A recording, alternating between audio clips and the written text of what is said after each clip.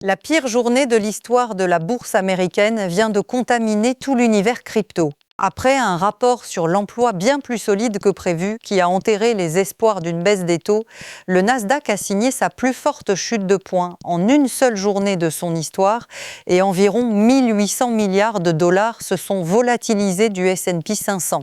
Quand les actions chutent aussi fort, les investisseurs retirent d'abord leur argent des actifs les plus risqués et en ce moment, cela veut dire la crypto.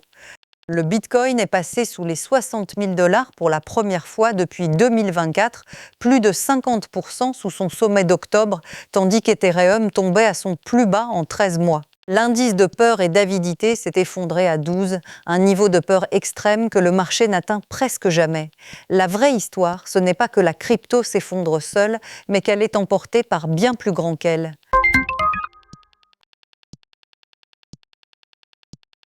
Le même chercheur qui a utilisé l'intelligence artificielle pour casser Zcash vient d'inscrire la plus grande crypto de confidentialité au monde sur sa liste.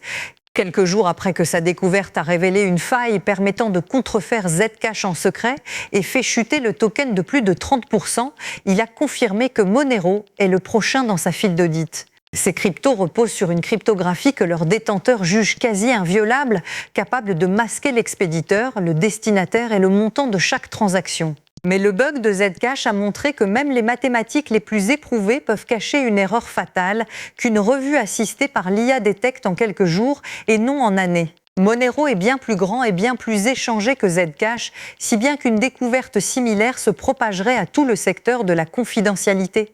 Pour l'instant, rien n'a été trouvé, mais chaque détenteur de Monero surveille cette file de bien plus près que la semaine dernière.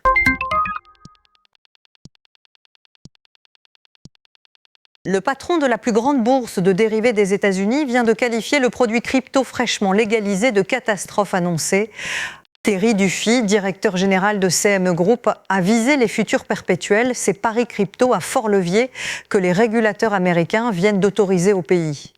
Les perpétuels permettent de s'endetter lourdement pour amplifier les positions et selon Dufy, autant de leviers chez les petits investisseurs est une recette pour l'effondrement. C'est une attaque directe de l'acteur en place. Dufy dirige la bourse régulée qui domine les dérivés crypto-américains depuis des années. Ses défenseurs répliquent que les perpétuels sont le produit le plus échangé de la crypto mondiale et que les encadrer au pays est plus sûr que de pousser les traders à l'étranger.